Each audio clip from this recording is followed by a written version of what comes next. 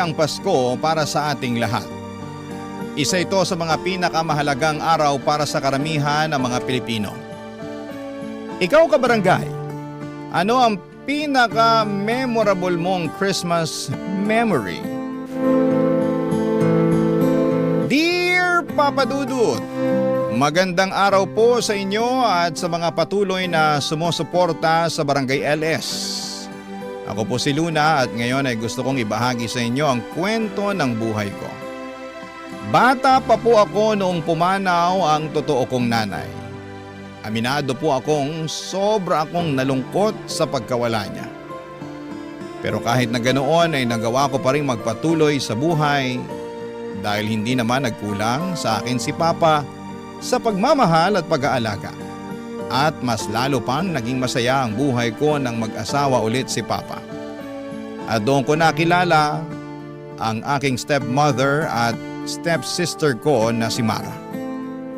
Habang lumalaki ako ay masaya ang buhay namin kasama si Papa, si Mara at ang stepmother ko na tinatawag ko na rin na Mama.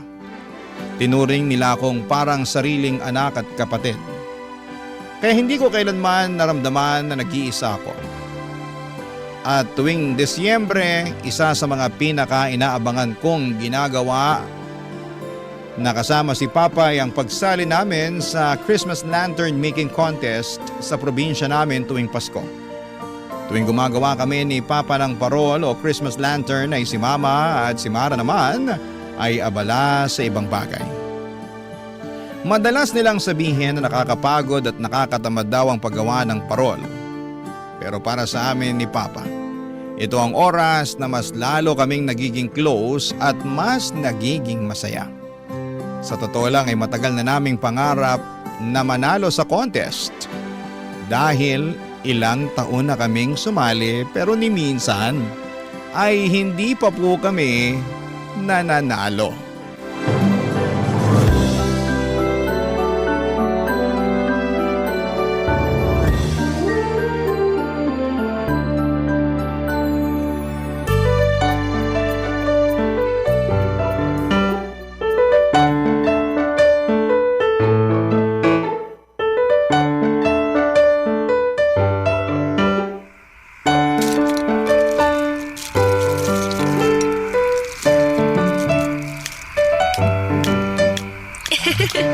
Sige po. Konting ayos pa po. Luna? Ay, mahal! Kumain na kayo dito. Mamaya nyo na tapusin yung Christmas lantern nyo. Mamaya na lang po kami kakain, Ma. Oo, saglit na lang to, mahal. Mauna ka na. Alam nyo, kung ako sa inyo, tigilan nyo na yung pagsali-sali dyan sa lantern making contest ng barangay. Hindi naman kayo nananalo eh. Sayang lang sa oras yan at pinapagod nyo lang ang mga sarili ninyo. Ay, nako. Si Mama talaga, napakanega. Huwag po kayong mag-alala kasi nararamdaman ko na this year is the year. Feeling ko talaga mananalo na kami ni Papa ngayon eh. Di ba, Pa? Mismo, anak. Basta. Kakain na ako, ha? Sumunod na lang kayo kung gusto nyo. Sige po, Ma. Andito na ako. I'm home. Oh, Mara. Saan ka galing? Gabi na. Relax lang po kayo, Ma. Yung tanong ko sa'yo, hindi mo pa sinasagot. Saan ka galing? Sa bahay lang po nung kaklase ko. Kung ganon bakit ngayon ka lang? Pasensya na po kayo, ha. Napasarap po kasi yung kwentuhan namin, eh. Sa susunod, magpapaalam ka sa akin kung gabi ka na makakauwi. Kasi kung hindi, ilalak ko na yung gate at sisiguraduhin ko na sa labas ka na matutulog kasama yung mga lamok. Naiintindihan mo? Ma, kumalma po kayo. Hayaan nyo na po muna si Mara. 18 years old naman na siya, eh. Ay, hindi. Habang dito kayo nakatira sa bahay ko, ako ang masusunod. At isa pa ilang beses nang umaalis ng bahay tong kapatid mo nang hindi nagpapaalam. Oy, Mara, makikinig ka sa mama mo. Sorry na po talaga. Hindi na po mauulit. Dapat lang. Kumain ka na ba? Tapos na po. Nakikain po ako dun sa bahay ng kaklase ko. Mabuti naman pala kung ganun. Pues kung gusto nyo pang kumain sumunod lang kayo sa akin sa kusina. Pagod na akong kakasuyo sa inyo. Ate Luna, anong nangyari dun kay Mama? Napikon yata kasi ayaw namin tigilan ni Papa yung paggawa nitong parol, eh. Ay, nako. Hayaan nyo na muna yung mama ninyo. Kakalma din yan, maya-maya. Mara anak, tulungan mo na kaya kami ng ate Luna mo dito. Papa naman eh. Huwag niyo na ako idamay dyan. Kaya niyo na yan. Tama si Papa, Mara. Sigurado ako na mag-i-enjoy ka sa paggawa nitong parol. Subukan mo lang. Mag-i-enjoy.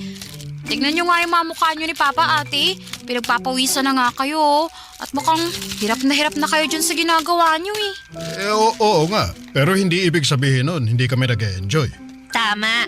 Tsaka isa pa, paano hindi kami pagpapawisan ni Papa eh? Wala naman tayong aircon dito sa sala. Tsaka isa lang yung electric fan, oh. Ewan ko sa inyo. Basta labas na ako sa Christmas lantern making contest na yan ha. Mukhang hassle eh. Alam mo, para kang si Mama. Pareho kayong ngega. At para ka namang si Papa, ate. Pareho kayo nag-e-enjoy dyan sa ginagawa nyo kahit hindi naman kayo nananalo.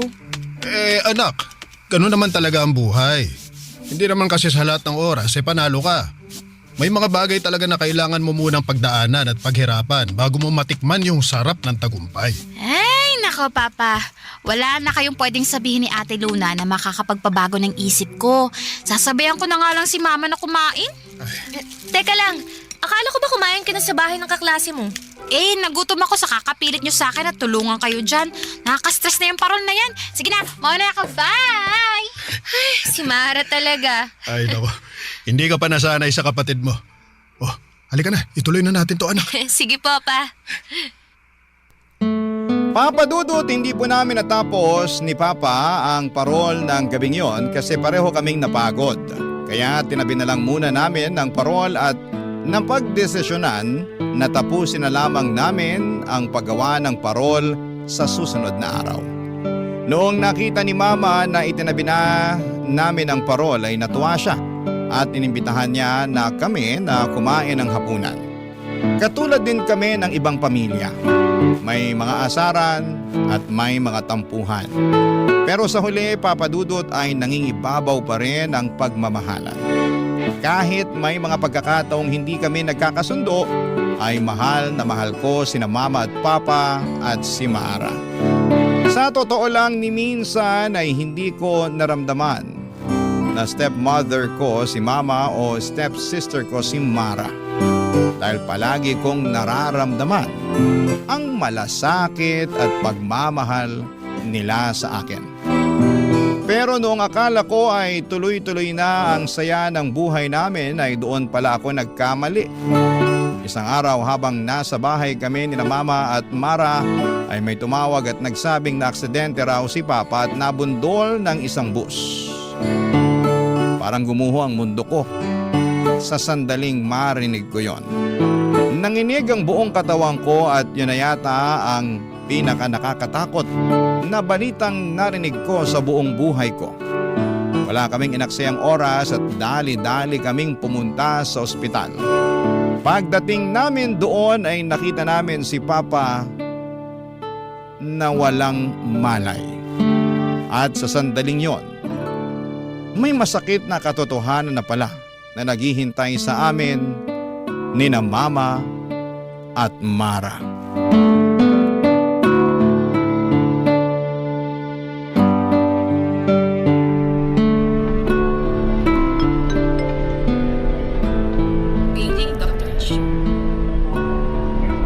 Luna! Ma, kumusta si Papa? Anong sabi ng doktor? Okay na ba si Papa, Ma? Mga anak, Ma, bakit ka umiyak? Ma, bakit? mga anak. I'm sorry, pero wala na ang papa niyo. Ma, huwag po kayong magbibiro ng ganyan. Hindi po totoo yan. Nagsisinungaling kayo. Hindi pa patay si Papa. Buhay pa si Papa. Buhay pa ang Papa ko. Ate Luna! Huwag mo ako hawakan. Pupuntahan ko si Papa. Kailangan ko makita si Papa. Dito lang kami ng kapatid ko para sa iyo. Hindi! Hindi pa patay si Papa! Para samahan mo ako, puntahan natin si Papa. Sigurado ako hinihintay na niya tayo. Halika na! Mara! Ano bang tinatayo-tayo mo dyan? Halika na! Ate! I'm sorry. Pero kailangan natin tanggapin na wala na si Papa.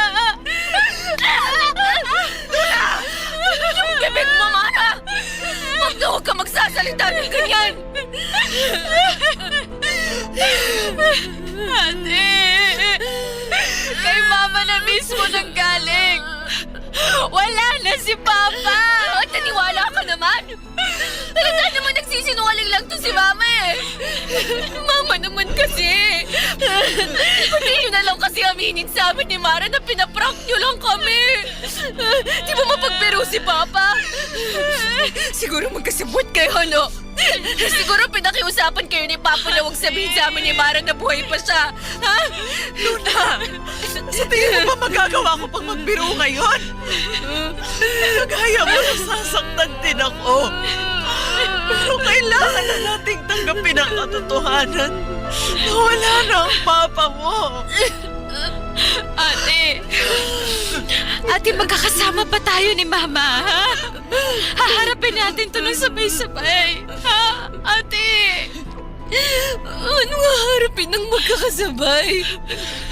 Si Baba ang kailangan ko! Kung ayaw mo akong samahan, Mara, bahala ka! Pero ako, pupuntahan ko na si Papa! Ate!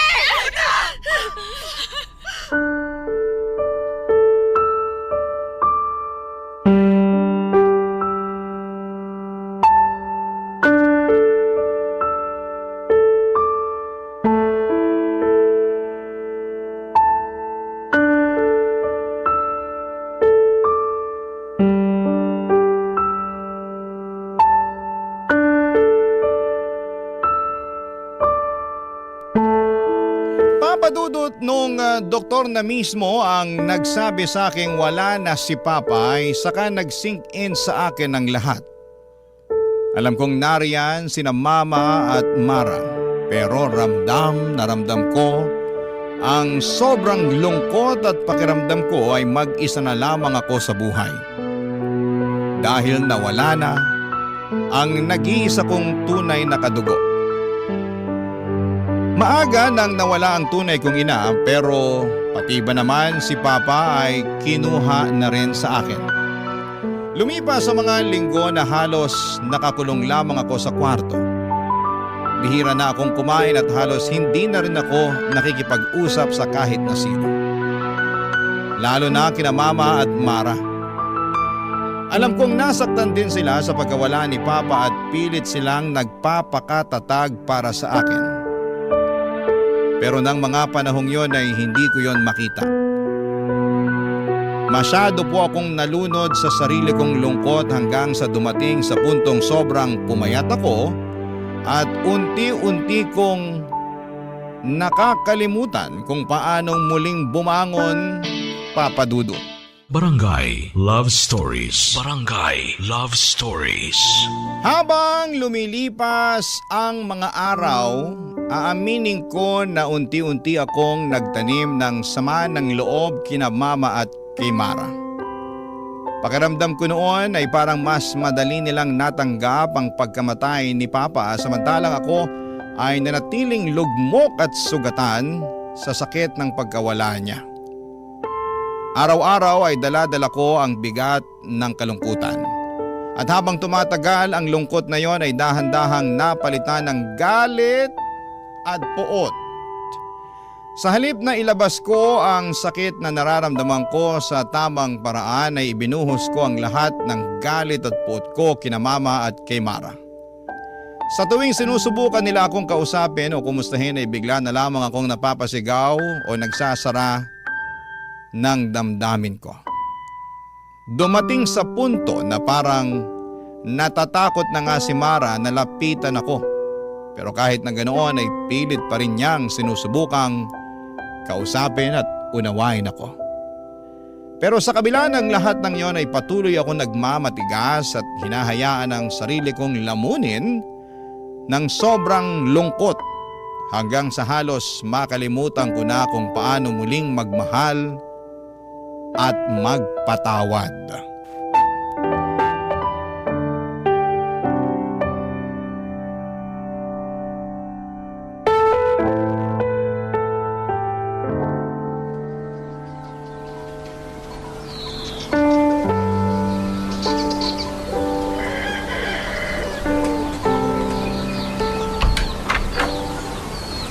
Ate Luna? Luna, anak. Hindi ka pa ba nagugutom? Pinagluto kita ng almusal. Kumain ka na. Anong ginagawa niyo rito? Wala pa akong gana. Pero ate, nag-aalala na kami ni Mama sa'yo eh. Tingnan mo, pumapayat ka na. Kaya sige na please, kailangan mo to. Kumain ka kahit konti lang. Ilapag niyo na lang dyan sa mesa tapos umalis na kayo. Gusto kong mapag-isa. Anak, nag-aalala na kami ng kapatid mo sa'yo. Lahat naman tayo nasasaktan sa pagkawala ng papa mo. Pero sana naman anak, huwag mo kaming sukuan ng kapatid mo. Andito pa naman kami, di ba? Paano hindi ko kayo susukuan? Mukhang nakapag-move on na nga kayo sa pagkamatay ni Papa eh. Ang galing nyo ring magpaggap eh. Ate Luna, hindi sa ganun yun. Pare-pareho lang tayo nasasaktan at nahihirapan. Alam mo, Mara, kung tutuusin, napakaswerte mo. Kasi nandyan si Mama sa tabi mo na nagmamahal sa'yo. Pero paano naman ako? Wala nang nagmamahal sa akin. Anak, hindi yan totoo. Mahal na mahal ka namin ng kapatid mo. Mautang na loob, lumabas na lang kayo ni Mara. Kasi sa tuwing nakikita ko kayo, mas lalo lang akong nasusuka. Tuwing sinusubukan niyo akong suyuin, mas lalo ko lang kayong kinasusuklaman. Ate, sumusobra ka na. Mara, please lang, wag mo namang sagot-sagutin ang ate mo. Hindi, May. Kasi kung makapagsalita siya, parang kasalanan pa natin na namatay si Papa. Ate, sabihin mo nga sa akin, paano ka namin tutulungan kung yung sarili mo mismo ayaw mong tulungan? Pilit ka namin iniintindi. Kaya sana naman, intindihin mo rin kami ni Mama. Intindihin? Ako yung namatayan dito! Ako yung nawalan! Wala akong pakialam kung isipin nyo na napakamakasarili ko! Ako yung naiwanang mag-isa dito! At hindi nyo ako maiintindihan kahit anong gawin nyo! Oo, alam kong nasasaktan ka. Kasi pakiramdam mo ngayon na wala yung nag-iisa mong kakampi. Pero kailangan mo rin maintindihan na simula nung naging parte kami ni Mara ng buhay mo, naging kakampi mo na rin kami. Tama si Mama, ate. Sa totoo lang, nasasaktan na ako sa mga sinasabi mo sa amin ni Mama eh. Pero ganun pa man, gusto ko lang malaman mo na hindi mo to kailangang pagdaanan ng mag-isa. Ayaw niyong umalis, ah. Utang na loob, pabayaan niyo na ako! Ate naman! Huwag mong gawin sana ito! Si Papa kailangan ko! Ate, please! Tama na! Ano kung awatin tong ate mo? Hindi ko kayo kailangan! Ate! Wala kayong kwenta! Ate, parang awa mo na. Tumigil ka na! Natatakot na ako sa'yo eh! Iwan mo ako! Hindi ko kayo makakaduga! Si Mama at si Papa ang kailangan ko! Pagkatapos kong magwala ay nakatulog ako sa sobrang pagod. Kahit na ang dami kong masasakit na salitang nasabi noong araw na yon ay malinaw pa rin sa alaala ko na hindi kailanman tumigil sina Mama at Mara sa pag-aalaga at pag-aasikaso sa akin. Kahit patuloy akong nagmamatigas at binabalot ng galit at puot dahil sa pagkawala ni Papa. Nandun pa rin po sila. Tahimik na nagmamahal at umaasa na balang araw ay maghihilom din ang mga sugat sa puso ko. Dumating din ang panahong kinailangan ko nang bumalik sa eskwela. Pero nang mga panahong yun ay parang wala talagang pumapasok sa isipan ko. Patuloy pa rin akong nagluluksa at kahit na anong pilit kong mag-focus sa klase ay hindi ko magawa. Unti-unti akong nagsimulang magkating classes at natuto na rin po akong magbisyo tulad ng yosi at alak. Umaasang kahit sandali ay makakalimot ako sa bigat ng mga problemang dinadala ko. Hanggang sa dumating ang araw na nalaman na ni Mama ang lahat ng mga pinaggagawa ko.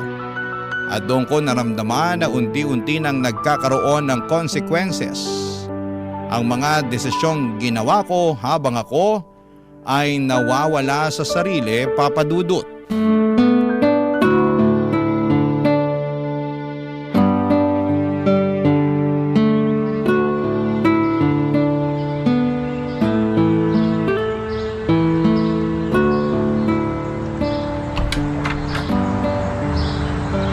Luna, Ano? saan ka galing? Ano bang klaseng tanong yan? Siyempre sa school. Sigurado ka? Utang na loob. Alam kong nagsisinungaling ka. Magsabi ka sa akin ng totoo, Luna. Ba't naman ako magsisinungaling sa inyo? Akala mo ba hindi nakarating sa akin yung mga kalokohang pinaggagawa mo, ha? Tumawag ako sa school ninyo at ang sabi sa akin, ilang araw ka na daw hindi pumapasok. Luna naman, bakit? Alam niyo naman pala eh. So ba't niyo pa tinatanong? Hindi na ako natutuwa sa pagsagot-sagot mo sa akin, ha? Huwag kang bastos. Hindi ho ako bastos. Sadyang pagod lang talaga ako. Kaya pwede ba? Ipagpaliban na muna natin to. Wala ako sa mood makipagbardagulan sa inyo. Kinakausap kita ng maayos, Luna. Papasok na ako sa kwarto ko. Hindi ka aalis. Dito ka lang. Mag-usap tayo ng maayos. Ang kulit-kulit niyo naman eh. Alam ko nasasaktan ka sa pagkamatay ng papa mo, pero hanggang kailan mo babalak sirain ang buhay mo, ha? Hindi sapat na rason yung pagkamatay ng papa mo para sirain mo yung kinabukasan mo. Hindi ko kailangang magpaliwanag sa inyo kasi hindi ko naman kayo totoong nanay. At hindi ko rin totoong kapatid yang si Mara. Kaya utang na loob, lubay-lubayan nyo na ako! Ah! Sigurado ako na kung nabubuhay lang yung papa mo, hindi siya matutuwa sa mga pinagsasasabi at pinaggagawa mo. Kung nabubuhay si Papa. Pero patay na nga, di ba? Kaya wala nang patutunguhan tong usapan na to. Meron! Kasi kinabukasan mo ang nakasalalay dito. Kinabukasan? Ilang beses ko bang kailangang ulit-ulitin na wala namang kinabukasang nag-aantay sa akin? Pareho niyang patay ang mga magulang ko. Pero andito pa kami ng kapatid mo, Luna. Hindi ko kayo mga kadugo. Hindi ko kayo kaano-ano. Pero ni minsan, hindi namin naisip yon dahil tunay na anak at tunay na kapatid ang tingin namin ni Mara sa'yo. Hindi totoo yan. Kasi halata naman na ako lang yung nasasaktan sa pagkawala ni Papa eh. Halata naman na ang bilis-bilis niyong nakapag-move on na parang walang nangyari. Napaka-plastic niyo. Nagkakamali ka, Luna. Kinailangan naming magpakatatag kasi ikaw nga itong inaalala namin. Napakahirap naman yatang paniwalaan yan. Dahil hindi mo kami nakikitang nagluluksa, hindi ibig sabihin nun na hindi kami nasasaktan. Alam mo ba na araw-araw akong tinatanong ni Mara kung kumusta ka na? Na kahit natatakot na sa'yo yung kapatid mo, palagi niya pa rin sinasabi sa akin na sobrang namimiss ka na niya. Palagi niyang pinagdadasal na balang araw. Sana bumalik yung dating samahan ninyo. At ganun din ako, anak. Sana balang araw bumalik yung dating Luna na malambing at palangiti. Noon yun, nung nabubuhay pa si Papa. Pero nung nawala si Papa, naramdaman ko na mag-isa na lang ako sa buhay. At sa pagkawala ni Papa, mas lalo ko lang naramdaman na hindi ko kayo mga kadugo. Sinabi ko na to noon at sasabihin ko ulit sa'yo. Sina Mama at Papa ang kailangan ko. Hindi ko kayo kailangan ni Mara. Patuloy akong nagmatigas at nagrebelde hanggang sa dumating sa puntong tuluyan na akong nag-drop out sa pinapasukan kong eskwelahan.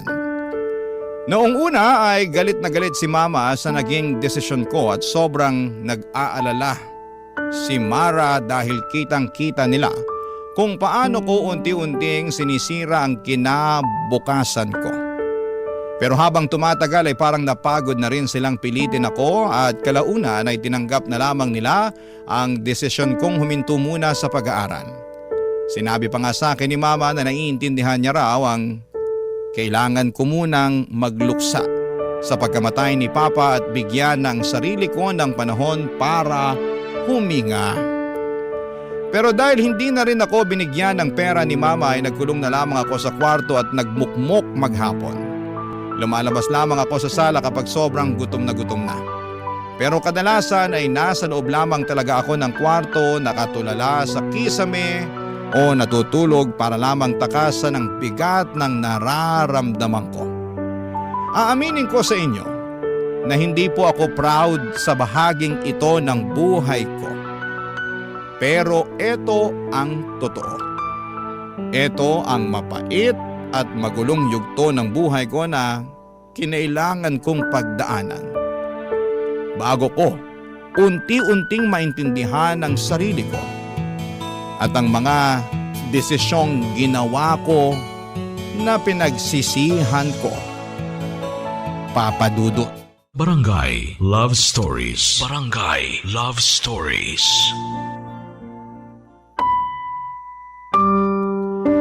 Dumating kami sa puntong halos naubos na ang pera sa joint account nina Mama at Papa. Kaya naman kinailangan ni Mama na maghanap ng trabaho at kumuha ng kung ano-anong sideline para lamang maitawid ang pang-araw-araw naming mga gastusin. Si Mara naman ay nagpa-part-time job para makatulong sa bahay at para maipagpatuloy niya ang pag-aaral at mabayaran ang sarili niyang tuition. Sa totoo lang ay sobra akong nakonsensya ng mga panahong yon dahil kung tutuusin ay may dahilan silang iwan o palayasin ako.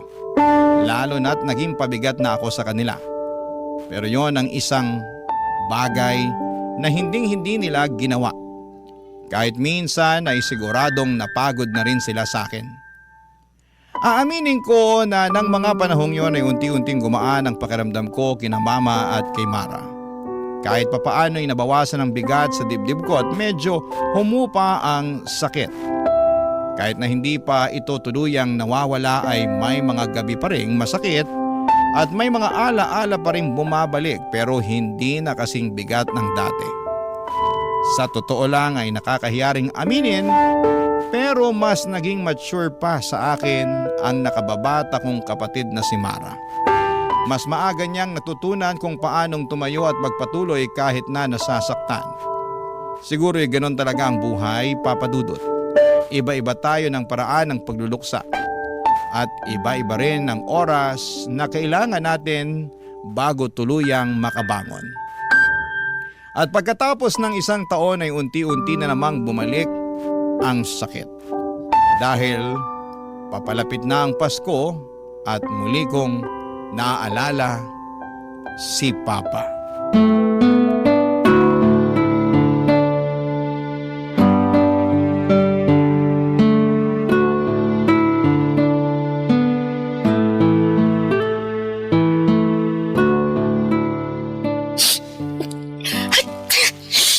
Ano ba naman itong bodega na to?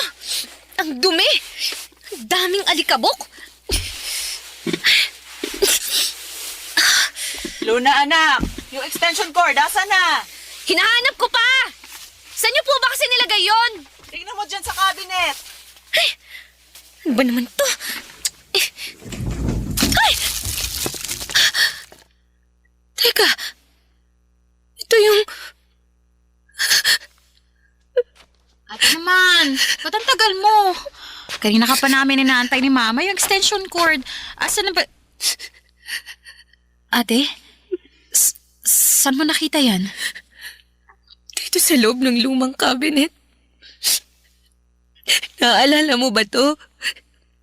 Ito yung pinakahuling parol na ginawa namin ni Papa bago siya na-aksidente. Siyempre naman, ate. Tandang-tanda ko pa noon na pinipilit niyo ako ni Papa na tulungan kayo sa Christmas lantern na yan. Pero tinatanggihan ko kayo. Oo. Tinatanggihan mo kami ni Papa kasi ayaw mo yung napapagod ka. Sayang, no? Hindi na umabot tong parol na ginawa namin sa contest. Kasi hindi na namin natapos to ni Papa. Nakakamiss yung mga panahon na yun, no? Kung pwede lang sana nating balikan yun. Ate Luna, hindi pa naman huli ang lahat eh. Ha? Anong ibig mong sabihin? Ibig ko sabihin, pwede pa naman tayo gumawa ng mga bagong alaala. Ikaw, ako, si Mama. Alam ko naman yun eh. Gusto mo ituloy natin yung Christmas lantern yun ni Papa? Ewan ko. Siguro ibabalik ko na lang dito sa cabinet. Wala na rin naman tong silbi. Tsaka nasasaktan lang ako tuwing naaalala ko si Papa. Alam niyo kayong dalawa, kanina ko pa inaantay yung extension cord, ha? Asa na ba? Sorry ma, nakita kasi ni ate yung Christmas lantern nila ni Papa. Naaalala ko pa yan, ha?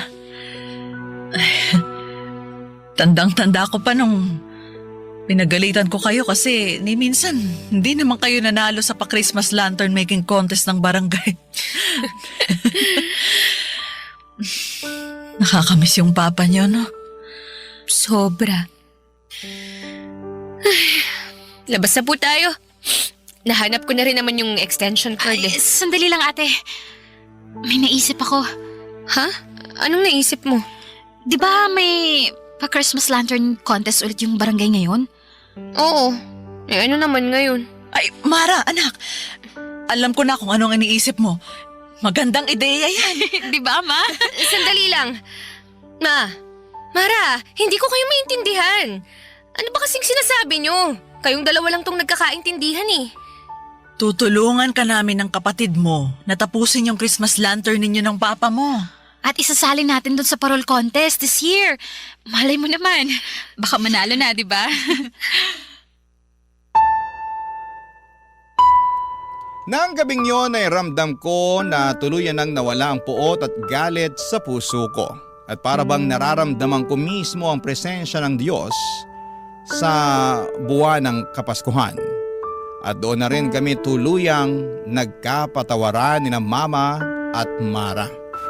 Mas lalo pang bumalik ang saya at init ng aming samahan ng muli naming pagtulungan ang paggawa ng Christmas lantern na sinimulan namin ni Papa.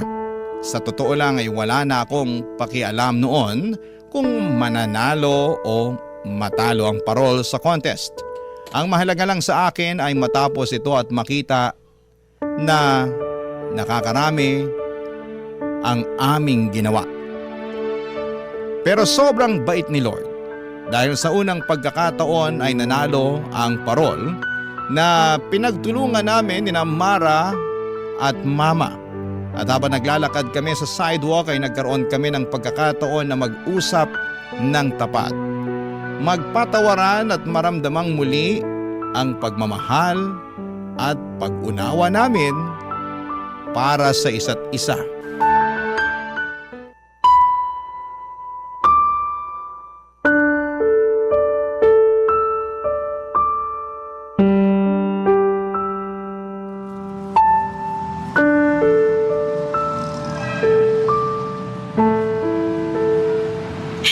Congratulations, ate! Congratulations, nanalo yung parol mo! Sigurado ako na pag nandito si Papa, matutuwa siya sa ating tatlo. Matagal ang pangarap ni Papa na manalo sa contest na yun eh. Naku, tama ka dyan, anak. Alam nyo, sana wag akong multuhin ng papa ninyo, no? Pero sa tingin ko nanalo yung parol natin. Kasi tumulong ako. Siguro kung noon pa lang, tumulong na ako Malamang sa malamang, matagal na din tayong nanalo. Nako! Wow, ma, ang lakas ng hangin! Biro lang. Pinapatawa ko lang kayo. Mara, maraming salamat Tinulungan niyo ako dito. Hindi po tayo mananalo kung hindi dahil sa inyo. Wala yun, ate. Maliit na bagay. Anak, huwag kang mag-alala. Gagawa ulit tayo ng panibagong parol sa susunod na Pasko. Yun. At sinisiguro ko sa'yo na tayo ulit ang mananalo. Hindi na po kailangan, Ma. Ha? Bakit naman? Okay na po ako na natapos na natin yung sinimulan namin ni Papa. Sa susunod na taon, mas gusto ko po na i-enjoy natin yung Pasko natin na magkakasama. Aww, sweet mo naman, ate. Pero alam nyo, Mara, alam ko namang hindi naging madali yung taon na to nang dahil sa akin Nagsisisi ako. Kasi ang dami kong oras na sinayang. Nagsisisi ako kasi pilit kong pinagtabuyan yung mga taong walang ibang ginawa kundi mahalin ako ng totoo. At nagsisisi ako kasi hindi ako naging mabait na kapatid at anak sa inyo. Ate, wala na yun, ha? Kalimutan mo na yun. Luna, anak, makinig ka sa akin, ha? Hindi kami nagsisinungaling ng kapatid mo nung sinabi kong mahal na mahal ka namin at hindi ka namin susukuan. Siguro nga hindi tayo magkadugo. Pero sinabi ko na sa'yo to noon at sasabihin ko ulit sa'yo to ngayon. Ni minsan, hindi naging hadlang yon para mahalin kita na parang tunay kong anak. I love you, Ma. I love you too, anak. Bara, isa sa mga pinagsisisihan ko yung hindi ako naging mabuting kapatid sa'yo. I'm sorry kung naging mahina ako. And I'm sorry na pinagmalupitan kita. Sana mapatawad mo pa ako. Patatawarin lang kita pero sa isang kondisyon. Ha? Ano naman yun? Pwede mo ba akong yakapin, ate? Siyempre naman. I love you, ate. I love you din, Mara. Sa puntong ito ay masasabi ko na may kapatawaran at kapayapaan na sa pagitan namin ni Mama at ni Mara. Alam kong may mga taong maaaring humusga sa mga pinagdaanan at naging desisyon ko, pero gusto ko lang sabihin na napakalaki talaga ng epekto kapag nawalan tayo ng mga mahal sa buhay. Kaya naman kung may kakilala tayong nagluluksa, sana'y huwag tayong mapagod na iparamdam sa kanila na may kasama sila at hindi sila nag-iisa. Dahil sa mga panahong yon, kahit simpleng pakikinig o pananatili ay napakalaking bagay na. Sa ngayon ay bumalik na ulit ako sa pag-aaral at isa na rin po akong working student. Naaminin ko na may mga struggles pa rin ako sa buhay. Pero araw-araw ay sinusubukan kong bumangon at ayusin ang sarili ko.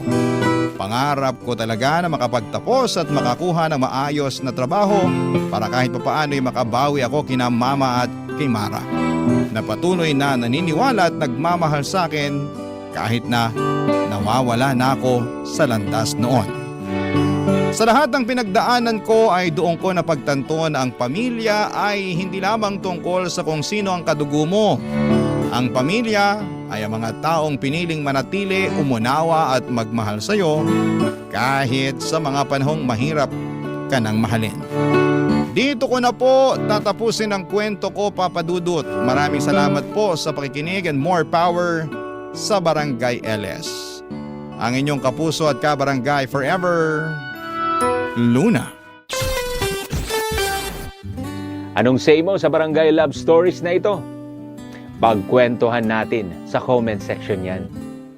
Ang mga kwento ng pag-ibig, kwento ng buhay, at kwento ng pag-asa dito sa Barangay Love Stories. Love Stories.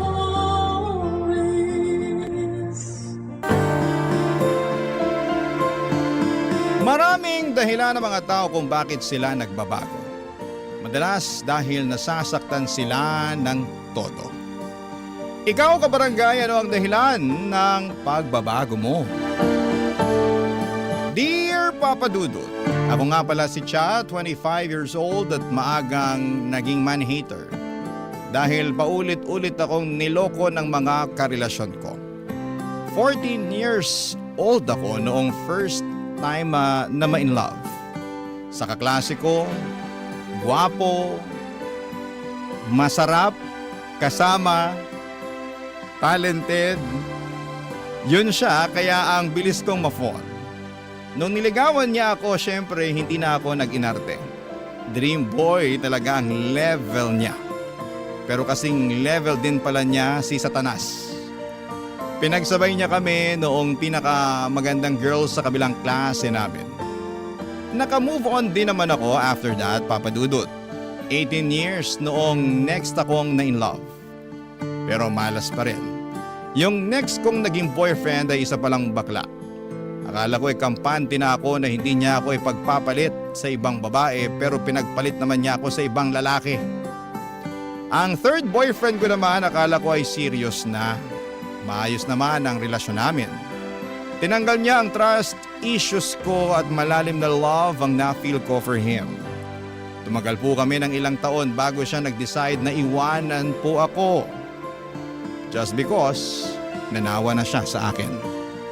Boring daw ako, walang toyo, hindi nakikipag-away, hindi nagsiselos. Baliw, hindi ba?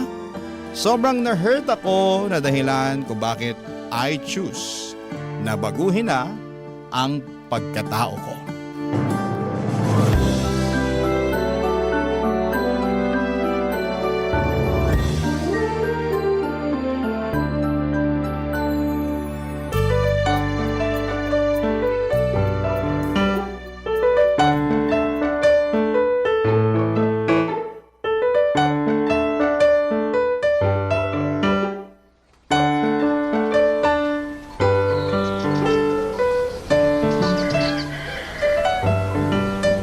Cha, anak. Pwede bang pumasok sa kwarto mo? May itatanong lang ako. Go lang po, tay. Pasok lang po. Anak, asan pala nakalagay yung... Ang ano po, tay? Bakit ganyan yung suot mo? Bakit po? Uso to ngayon, tay, ah. Di na naman kasi kayo nag-open ng social media, eh. Nakakakita na ako ng ganyang mga damit pero para sa mga lalaki. Bakit ikaw nagsusuot niyan? Saan yung mga bestida mo, yung mga blouse mo? Hindi ko na po gagamitin yung mga bestida ko, tay. Nasbat ko tong suot ko. Nak, panlalaki yan. Yun naman po ang goal ko, eh. Maging lalaki. Ha? Bakit? Kasi ayoko nang maging babae. Kasi, pag babae ka, lagi kong sinasaktan, pinapaiyak, niloloko. Ayun. Ano ba to? Nagre-rebelde ka ba, Cha? No po. Gusto ko lang itry maging lalaki para magets ko kung bakit parang hindi sila apektado kapag nakakasakit sila ng babae. At sa tingin mo, magigets mo yun kapag nagsuot ka ng damit ng lalaki? Ay, nako. Unti-unti po. After kong manamit ng lalaki, mindset ng lalaki naman ang next ko. Hanggang sa maging lalaki na talaga ako. Oo, di ba? Alam ko po, biologically impossible, pero ito lang po kasi yung nakikita kong way para makamove on dun sa mga ginawa sa akin ng mga lalaki. Feeling mo ba makakaganti ka sa kanila kapag nagpakalalaki ka? Nalalabuan ako kung paano mo maitatawid yung plano mo. Gusto ko lang ipakita sa kanila na ganito ang epekto ng panloloko nila sa mga babae. Baka sakaling makonsensya naman sila. Ay naku anak, kahit anong gawin mo, kung ang lalaki hindi pa nagmamature, hindi niya magigets yung pinupunto mo. Hindi niya makikita na nakakasakit na siya. Maniwala ka. Lalaki ako oh. Dumaan din ako sa ganyan. Maswerte lang talaga na natagpuan ko yung nanay mo. Kaya ito, napabilis yung pagmamature ko. Pwede po ba yun talaga? Kapag nakilala na ng lalaki yung babaeng gusto nila, magbabago talaga sila. Hindi ko naman pwedeng sabihin na lahat ng lalaki ganon. Siyempre, yung alam ko lang, yung naranasan ko. Sa lagay ko, ganon yung nangyari nung nakilala ko yung nanay mo. Di ba nga kwento niya sa'yo, babaero ako nun? Best friend mo nga raw si nanay nun eh. Oo. Tapos, na-inlove ka sa kanya. Oo. Ayaw daw po niya sa inyo nun. Lagi nga niya kayong binabasted eh. Yun nga. Ang kapal lang kasi ng mukha ko na nanligaw pa rin sa kanya kahit alam ko namang madungis na yung reputasyon ko sa kanya. Pero, tinamaan ako sa nanay mo eh. Kaya pinaghirapan ko siya.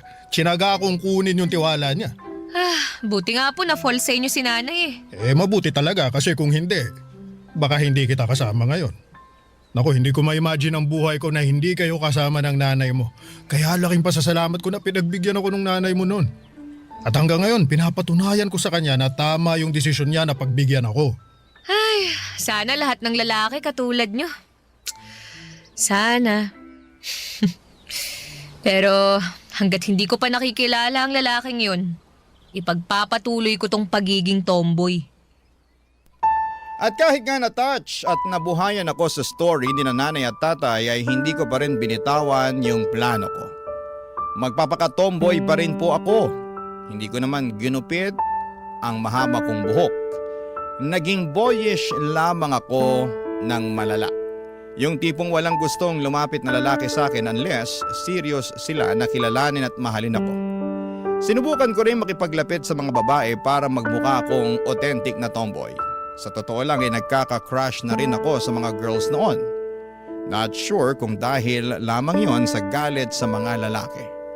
At sa journey ko ng pagiging tomboy ay nagkaroon ako ng bagong friend, si Ryan.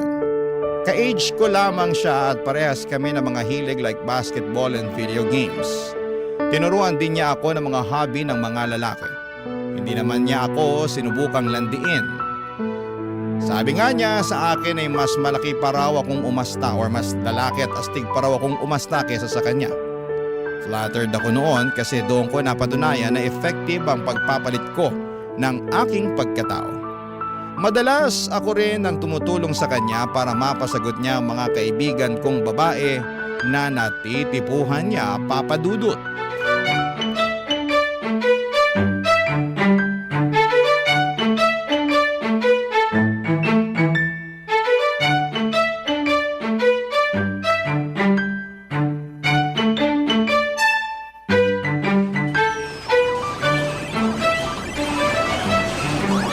Ano, saan tayo mamaya? Shot? Pas muna. May hangover pa ako mula kahapon eh. Sus, Pahinga mo naman na time mo, pre. ikaw din, no? Friday ngayon. Daming girls sa Pobla. Pas muna. Pero, meron kasi akong type na babae. Lo, saan mo nakilala, ha? Dating app? Pobla? Sa court? Kaibigan mo? Sus, yan ka na naman eh. Oo nga. Tirador ka ng mga kaibigan ko. Wala na ako natirang kaibigan dahil lahat sila pinaasa mo. Hoy, nagiging totoo lang naman ako. Sa hindi nag-workout eh. Yung ibang friends mo demanding. Yung iba naman okay sa pagiging clingy. Yung isang kaibigan mo, si Tonet, unang date pa lang namin, gusto na ako i-live-in. Sinong hindi manggugust dun? Masyado mo kasing ginagalingan eh. Bilis tuloy na lang ma-fall. O yan, hinahanapan ka na agad ng commitment. Pero kung usapang commitment lang naman, meron talaga akong type na kaibigan. Teka. Si Jan ba yan, yung naka-veneers? O si Luisa, yung laging maiksi yung palda? Ano, sino sa kanila? Yan na lang yung mga single na kaibigan ko na hindi mo pa sinaktan eh. Uy, hindi sila. Si yung laging naka-pink, Hmm? naka-braces, yung may bangs. Ah, si Mika. Uy, wag yun ah. Uy, grabe ka. Huwag mo na may pagdamot. Seryoso na ako ngayon. Mabait kasi yon. Baka kung ano pang traumang ibigay mo sa kanya. Taong simbahan kaya Uy, ano? nagsisimba rin ako ha. Iba yung nagsisimba sa napapadaan lang sa simbahan dahil malapit doon yung paradahan ng taxi. Grabe ka. At least dumadaan pa rin sa simbahan. Oh. Basta pre, iba na lang. Huwag na si Mika. Kahit si Luisa na lang. Mahilig ka naman sa nakapalda, di ba? Si Mika talaga yung gusto ko eh. Sige na, tsa. Last na to. Promise. Ganyan Last. din yung sinabi mo kay Pat eh. Eh anong nangyari ha? Wala pang 3 araw, ginost mo na. Paano hindi ko naman i-ghost yun? Eh, tinanong kung baog ba ako. Oh. Ano? Kasi gusto niya na ng lalaki makakabuntis daw. Tama bang yun yung topic namin sa unang chat ko sa kanya? Tingin mo. Kalokohan. Huwag ka nga tatawa-tawa dyan. Tulungan mo na kasi ako. Last na talaga si Mika. Siya na talaga yung gusto kong seryosohin. Lagi mo para- sinasabi yan eh. Tapos kapag may nakita kang mali sa kanila, iiwan mo na bigla sa ere. Huwag ka kasing nega. Sige na, Reto mo na ako. Libre ko lunch mo 1 buwan. Isang buwan? Oo. Pati dinner ha. Tsaka kape tuwing weekends. Ano, G? Abusada ka ha. Eh di wag. Bahala kang manligaw kay Mika. Mahirapan pa naman yung mga lalaki na lumapit dun. Tsaka mataas ang standards nun, pero Hindi naman. nakikinig yun sa akin. Oo na, kapag- sige na. Lahat ng gusto mo, Gina ako dyan. On! Dali mo naman palang kausap eh. Salamat ka talaga, gusto ko si Mika. Pero ikaw ah, Ano? subukan mong paasahin at saktan niyang si Mika. Lagot ka talaga sa akin. Sunog lahat ng jersey mo. Di yan. Naniniwala ako na si Mika na yung babaeng para sa akin. Maayos naman si Ryan Papadudut. Hindi ko naman siya masisisi kung hindi na niya tinuloy yung panliligaw niya sa ibang friends ko. May saltik din kasi minsan yung mga kaibigan ko. Saka gusto lang siguro ni Ryan na magkaroon na ng girlfriend. Tanda ko, bago ko siya nakilala ay sobrang broken niya, Papadudut. Niloko kasi siya ng dating girlfriend niya. Tapos sinumpa niyang lahat ng mga babae dahil po doon. Hindi ba parang magkatulad kami ng sinapit? Pero eventually ay natuto na rin siyang magpatawad. Hindi na niya sinisisi sa mga babae ang isang beses na pagkabigo niya sa pag-ibig. Kaso, takot pa rin daw siya noon na magkaroon ng karelasyon. Kasi baka ma-broken ulit siya.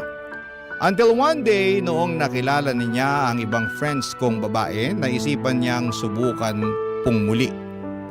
Yun nga lang, hindi rin nag-workout kasi hindi sila nag-match. Hoping na kay Mika ay maging okay na si Ryan. Sana pag nireto ko si Mika sa kanya, ay magkaroon ng spark at magic sa pagitan nilang dalawa. Sana magustuhan din siya, Papadudut. Barangay Love Stories. Barangay Love Stories. Papadudut, kailan ko lang naging kaibigan si Mika. Noong time kasi na sobrang broken ako ay nag-decide akong sumali sa church activities malapit sa amin. Saktong youth leader doon si Mika, Papadudut. Napunta ako sa group niya at tanda ko pa na nakasuot siya ng all pink. Mukha siyang cotton candy sa paningin ko at malaki ang naitulong ni Mika sa akin sa pag-move on ko. Panay ang kumusta niya sa akin kung nagiging okay na raw ba ako. Hanggang sa naging close na kaming dalawa kahit noong time na naka-move on na ako sa recent ex ko. At doon pa rin po si Mika para kumustahin ako. Kaya ang laking takot ko na hindi sila mag-workout ni Ryan kasi parang hindi ko alam kung sino ang kakampihan ko o dadamayan sa kanilang dalawa kapag nangyari yon. Pero tinigil ko ang kaka-overthink, Papa Dudut.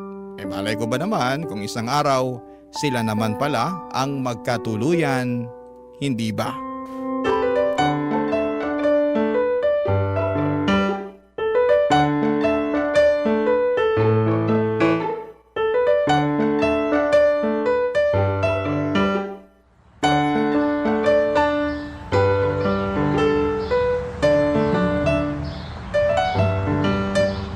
Kumusta yung grupo sa simbahan? Okay naman. Meron nga kaming bagong project na sisimulan namin bago matapos tong month. Saka... Nga pala, may nagkakagusto sa yung friend ko. Si Ryan. Si Ryan? Yung laging nakasuot ng jersey kahit hindi naman magbabasketball? Oo, siya nga. Type na type ka niya eh. Favorite din daw kasi niya yung color pink. Kaya ka ba pumunta rito para maging bridge ni Ryan sa akin? Parang ganun na nga. Ikaw kala ko naman gusto mo talaga akong kumustahin. Gusto naman talaga kitang kumustahin eh. Seryoso. Kumusta ba love life mo? May boyfriend ka na ba? Kasi kung wala pa, di kay Ryan ka na lang. Teka lang naman sis. Binibigla mo ako sa mga sinasabi mo eh. Nagmamadali na kasi si Ryan na magpalakad sa'yo eh. Pagbigyan mo no. Okay naman yun eh. Kung makapag-sales talk ka sa kaibigan mo, kala mo siomay lang ang ino-offer mo eh. Mas masarap pa sa siomay si Ryan. Bakit? Natikman mo na ba siya? Yak! Ano ba? Hindi ko trip yun oh. Kadiri naman yun. Bakit naman hindi? Pas na ako sa lalaki. Sakit lang ng ulo yan eh. Sakit naman pala ng ulo eh. Di pass na rin ako dyan. Pero hindi ka dapat magpas kay Ryan. Pagsisisihan mo lang. Sige nga, i-convince mo ako para bigyan ko siya ng chance. Alam ko, sa itsura, hindi siya masyadong nabiyayaan. Pero habang tumatagal naman eh, kapag nasasanay ka na sa pagmumukha niya, may isip mo na, yun, pwede na. Oh, ganun. Parang ayoko nang pwede na.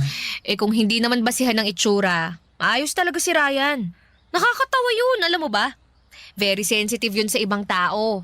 Alam niya kapag bad mood ka. Tsaka gagawa siya ng paraan para mapasaya ka. Bibilhan ka niya ng ice cream o chocolate.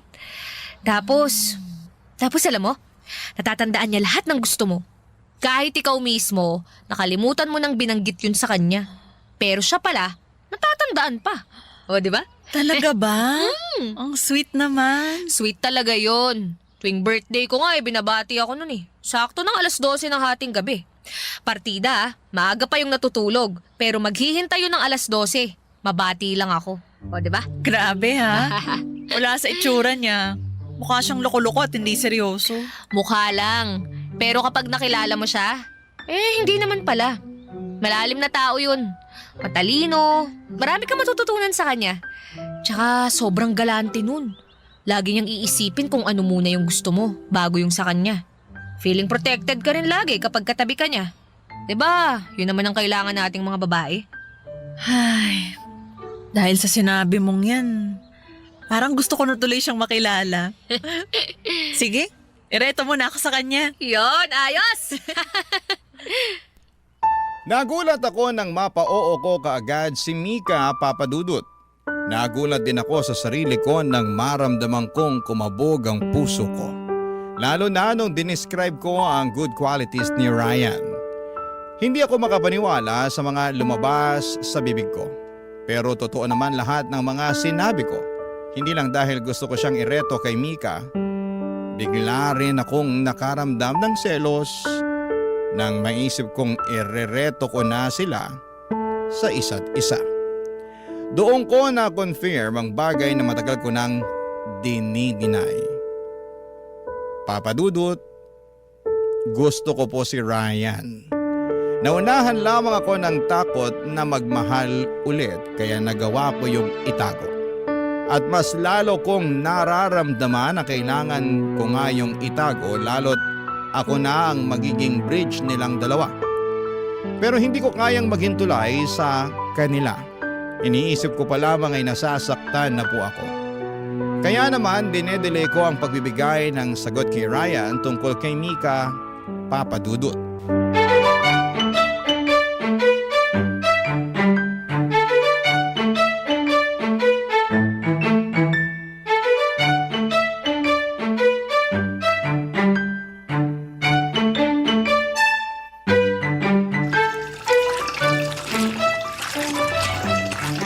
Uy, ano na, Cha? Hoy, Karen.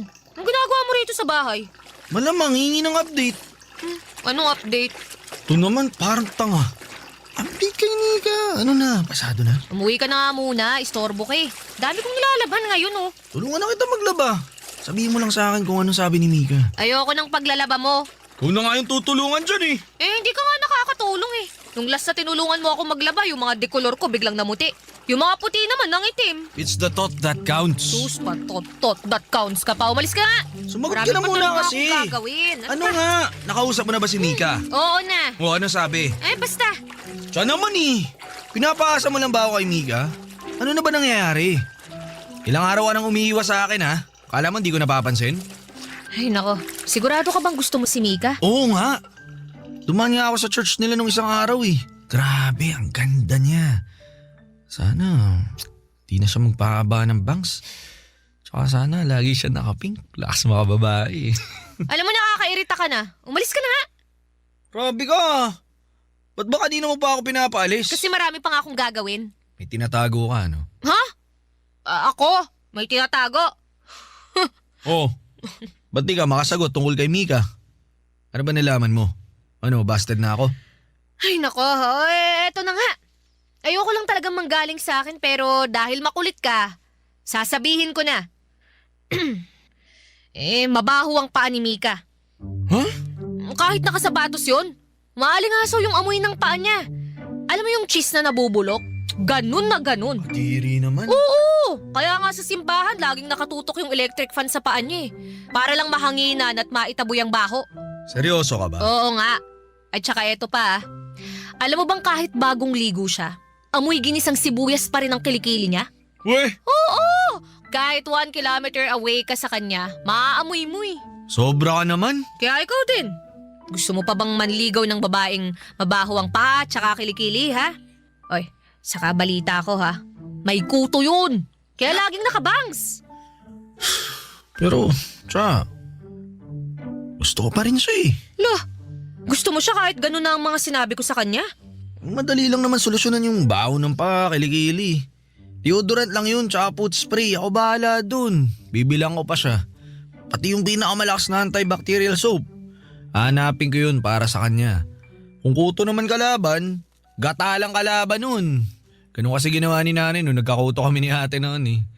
Akong bahala. I can fix her.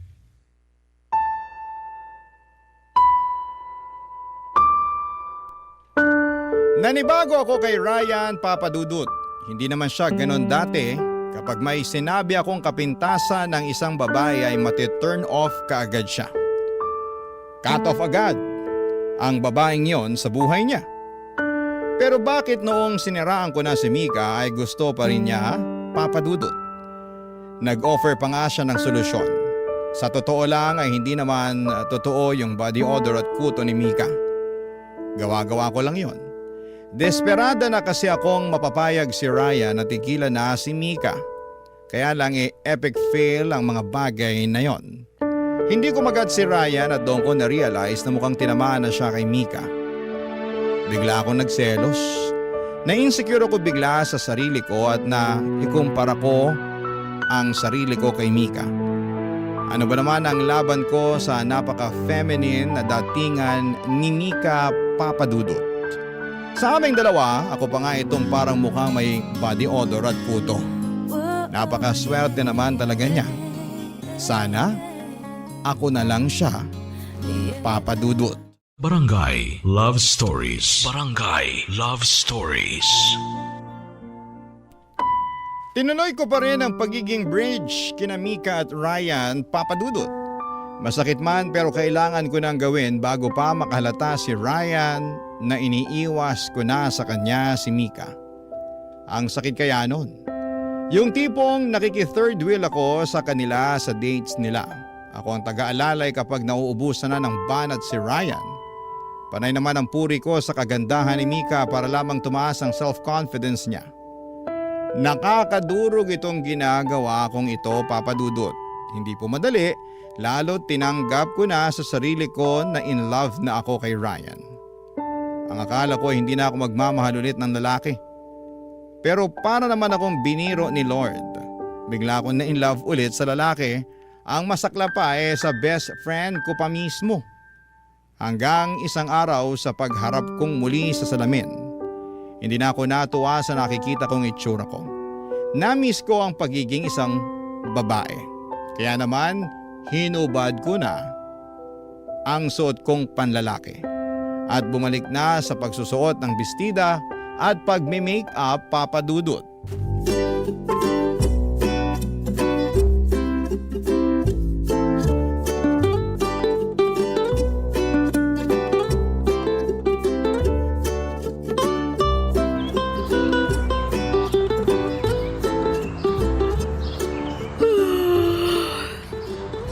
Nakakaantok naman. Cha! Cha! Si Ryan? O Ryan! Sino ka? Baliw! Si Chato! Andiyan na si Mika? Poser, hindi ikaw si Cha. Ba't nakabistida ka? Tsaka ba't nakalipstick ka? For a change! For a change ka dyan. Sobra naman yata itong ginagawa mong change. Bakit? Hindi ba bagay sa akin? Sakto lang. Dapat ba mas floral yung dress na sinuot ko? Kulang ba sa tangkad tong heels ko? Mas bagay ba pag naka-red o pink lipstick? Ikaw ba talaga yan? Wala kang kwentang kausap. Kainis to. Asan na ba si Mika? Hindi sumasagot sa tawag ko eh. Sa kanya na lang ako magpapa-outfit check. Kayo talagang mga lalaki, wala kayong kwentang kausap. Uy, pati outfit mo sa mga lalaki mo pa sinisisi ha. Kami na lang lagi may kasalanan. Kasi naman, hindi ka sumagot ng maayos dyan. Ano ko sasagot eh? Nabigla ako eh. Ngayon lang kita nakitang maging babae. So ibig sabihin, mukha akong lalaki noon? Bakit? Di ba yun naman yung goal mo? Nagsusuot ka ng damit panlalaki, ano pang inaasama mo magiging tingin ko sa'yo? Ngayon, anong tingin mo sa akin? Ha? O, tingnan mo na! Walang kwenta. Ano ba kasi nakain mo? Ba't biglang nagpakababae ka? Alam mo, laitin mo na lang ako ng derechahan kaysa paligoy-ligoy ka pa dyan. Sige, gusto mo yan ha? Iksi ng bestida mo ha, in fairness. Puti pala ng tuhod mo. Pero hindi ko sinasabing bagay ha. Hindi ko bagay ang bestida? Bagay na hindi. Paano ba to? Huwag ka na nga magsalita. Kakainis to eh. Pero hindi, yung lipstick mo ayos, maganda, bagay sa'yo. Di ka na maputla, mukha kang basta, maganda. Maganda ako? Uy, hi guys! Uy. Sorry na late ako ha. Uy, Cha, naunahan mo pa pala ako. Pasensya pala kanina, hindi ko nasagot yung mga tawag mo. Kasi naman, nakikipagpatentero ako sa mga sumasakay sa MRT eh. Kakarating ko lang din naman eh. Uy, teka lang. May napapansin ako ha. Ikaw ba talaga yan, Cha? Uy, ang ganda mo. Sabi ko naman sa'yo, magbalik loob ka na eh.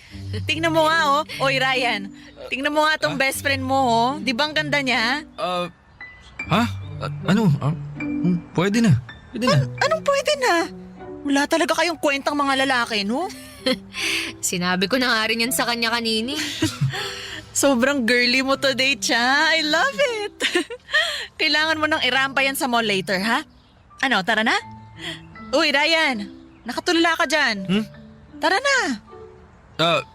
Isasama ba talaga natin si Cha? Ha? Bakit naman hindi? Napag-usapan na natin to kahapon Anyari sa brain cells mo? Lumipad na naman ata kung saan eh. Hindi, naisip ko lang. Baka hindi pa siya komportable na maging ganyan, babae. Baka may lang siyang maglakad-lakad sa mall, lalo kapag pinagtinginan siya ng mga lalaki.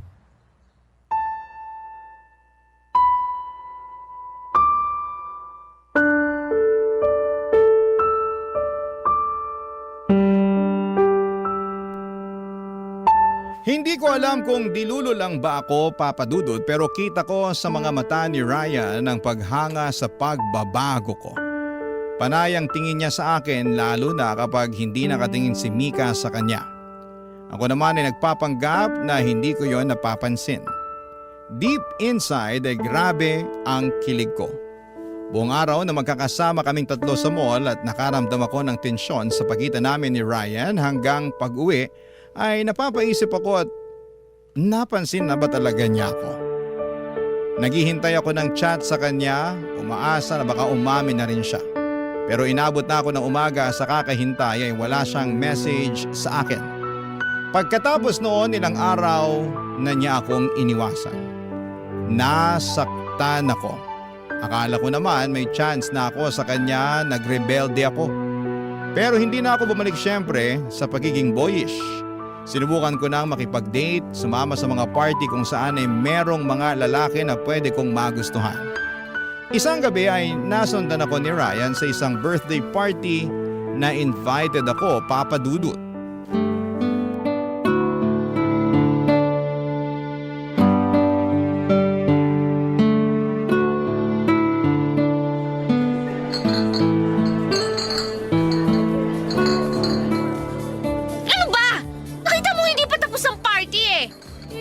Lasing ka na, halika na. Ano bang pakialam mo? Itiwan mo na nga ako! Bakit? Boyfriend ba kita, ha? Ba't ba ang tigas ng ulo mo, ha? Ikaw din naman eh! Nanahimik ako dito tapos bigla mo sisirain yung gabi ko. Malis ka na nga!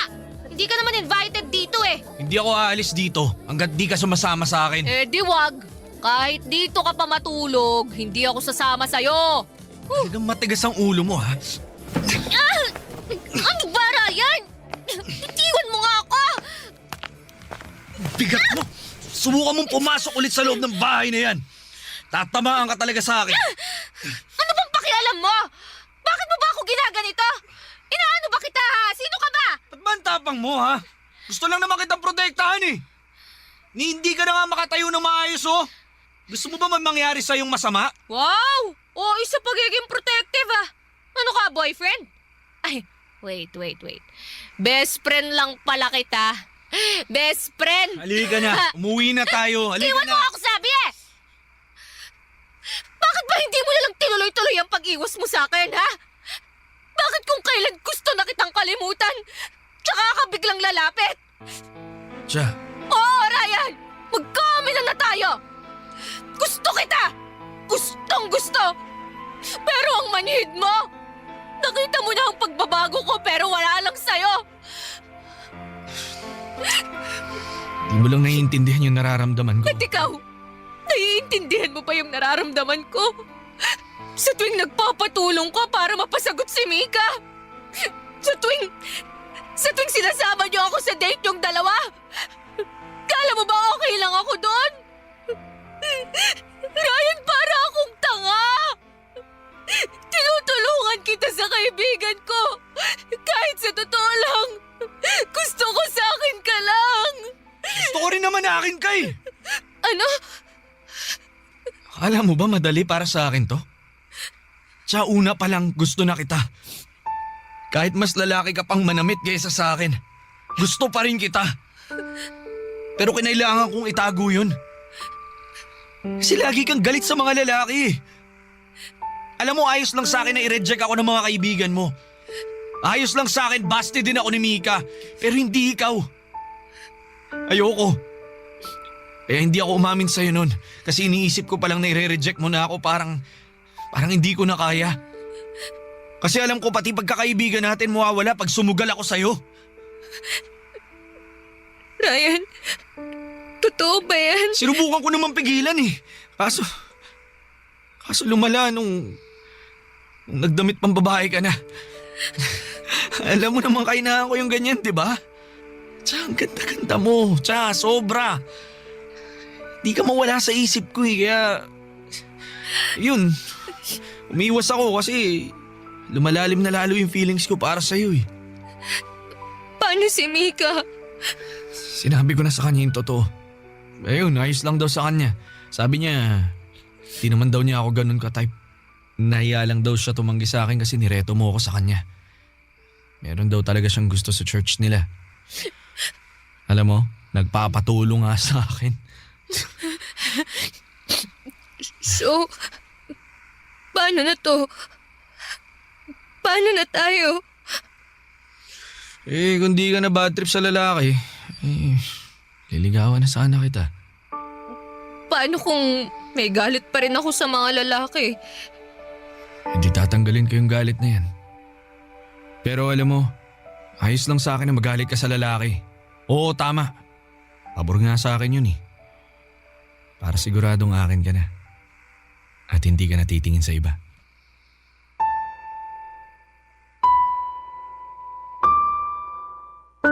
Nagkatinginan kaming dalawa, Papa Dudut.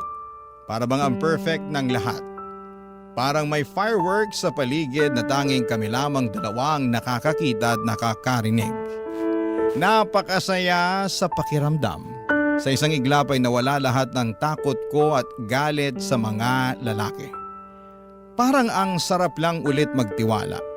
Sa ngayon ay inaaral kong tanggalin ang galit ko sa mga lalaki.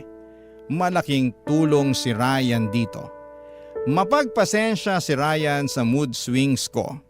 Kapag naalala ko ang mga nangyari sa past ko ay andyan siya para i-assure ako na mag-heal din ako. At dahil po doon ay mas lalo akong lumalambot. Iba talagang nagagawa ng totoong pag-ibig sa tao. Walang kahit na anong galit o trust issues ang magwawagi. Basta meron lang isang tao na handa kang intindihin. Maraming salamat po sa pagbasa ng aking liham. Ang inyong kapuso at Barangay Forever, Chat. Kwentuhan naman tayo dito sa comment section.